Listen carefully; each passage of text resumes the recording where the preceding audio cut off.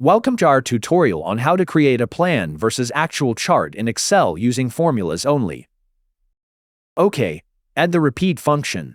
The first argument is the text or symbol I want to repeat. Let's see the second argument. To get a proportional chart of a certain length, I'll use this formula. Finally, add the end cap character and join the actual value. To join a cell reference to a character, use the end operator. Copy the formula down. Repeat these steps in reverse order to display the plan values.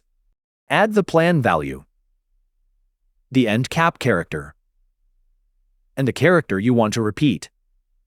Copy the formula down.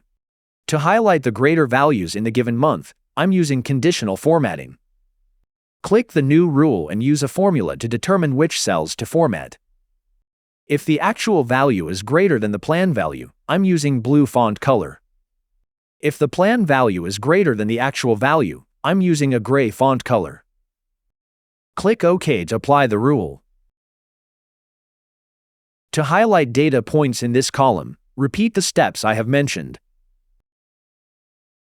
The result is a chart that dynamically highlights values. I hope you enjoyed this video. For more tips, subscribe to our channel and stay tuned.